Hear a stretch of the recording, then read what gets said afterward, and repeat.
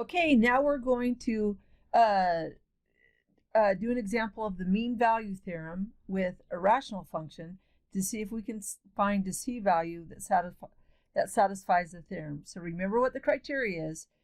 Is the function continuous on this specific domain? And if it's continuous, well, if it's continuous, it will be differentiable.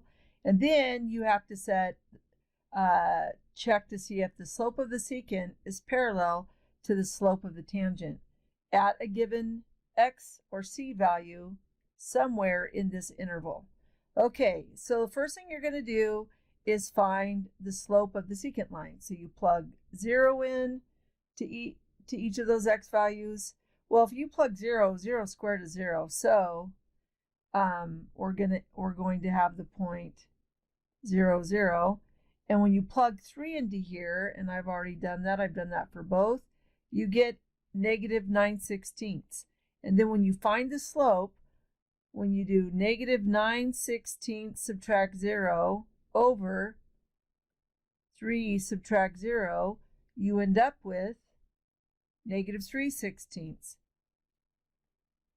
And once you do that, once you know what the slope of the secant line is, remember, you set the slope of the secant line equal to the derivative and then solve for x.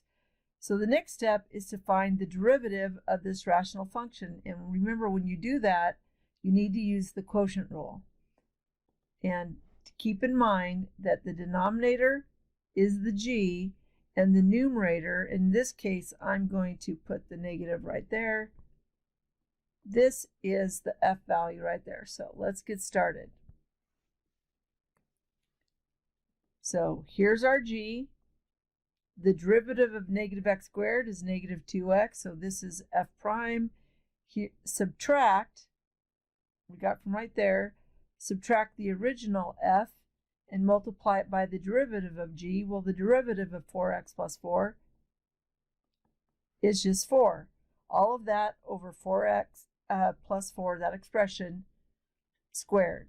All right? So now you're going to simplify the numerator by doing the distributive.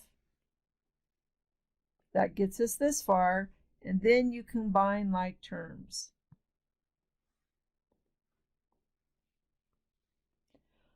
Okay, well, we found the derivative.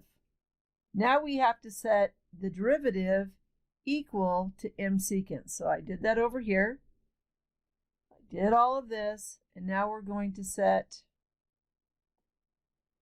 the derivative, this is f prime of x, equal to m secant. All right, well, we want to first get rid of this denominator, so we're going to multiply both sides. And when I multiply the left side, I went ahead and expanded this. 4x squared is 16x squared.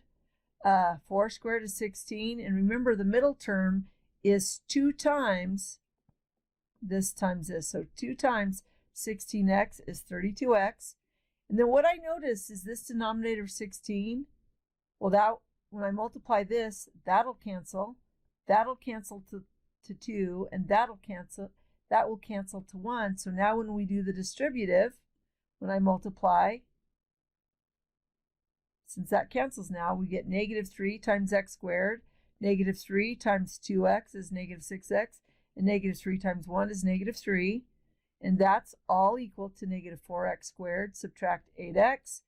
And because this is smaller, I'm going to move that stuff to this side. So now I'm going to add 4x squared.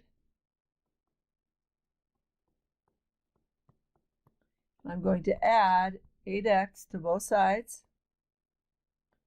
And this is what I get. Negative 3x squared plus 4x squared is 1x squared. And negative 6x plus 8x is positive 2x. And then negative 3. And then this is just a simple quadratic that will factor. X plus 3 times x subtract 1. And then you can find your two x values. X is equal to negative 3 and x is equal to 1. And now you have to look at both of these. And are both of those inside that interval? Well, negative 3 is not, so we're not even going to look at negative 3. where x is equal to 1, it meets the criteria. And then I'm going to show, so we've done our job. It where x is equal to 1, it meets the criteria of mean value theorem, but graphically I want to show you what that looks like. So this graph right here is the graph of this function, and I went ahead and blew up the part that was just between the domain value between 0, where x is 0 and x is 3. So I blew that up, and I went ahead and drew the secant line. So there's the secant line between